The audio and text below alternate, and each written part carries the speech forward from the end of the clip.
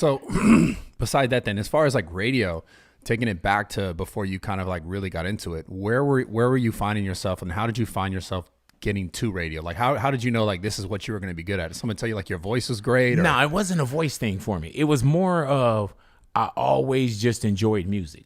I enjoyed music. I enjoyed being a personality. I enjoyed life, you know? So I was one of those guys that I was going to throw everything up against the wall. I never thought that I was going to do like radio. Radio wasn't like a dream for me. Entertainment was a dream. Got it. You know, so I did everything to be around entertainment. You know, anybody know me, I DJ'd. You know what I'm saying? So I was turntables, turning labels. I was DJing. I was rapping. I was doing all the dances and doing, you know, just I was that guy.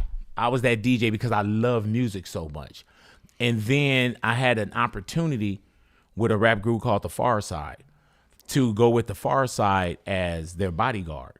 I was always good, you know, with taking care of myself. My head was very level. Yeah. So I stayed with The Far Side on the road for about 2 years.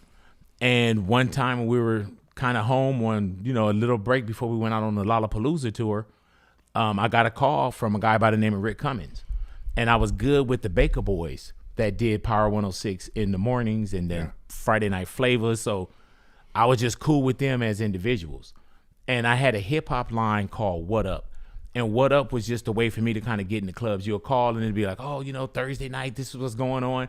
But I did it with so much personality. If I made a mistake, I rewound the record and it went, so it was just personality.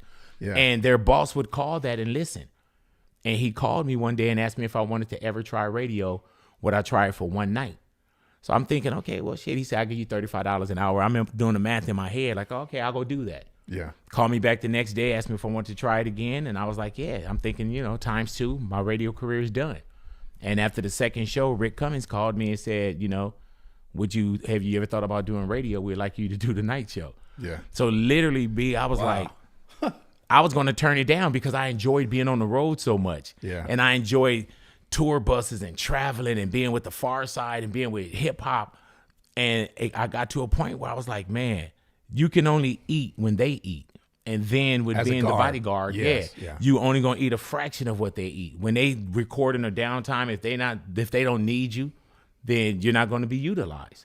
So I thought about it and I sat with one of my partners and people that was really real with me. I said, man, I'm going to try it. So I went to the Far Side. I said, hey, man, I got this opportunity.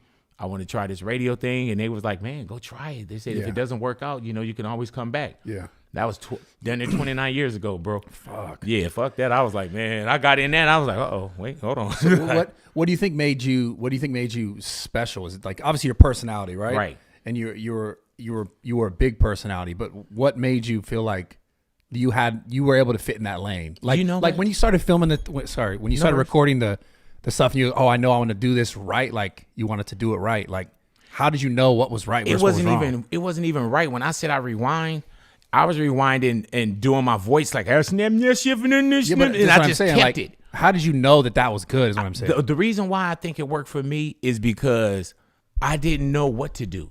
All I knew is how to be Big Boy. All I knew is how to be me.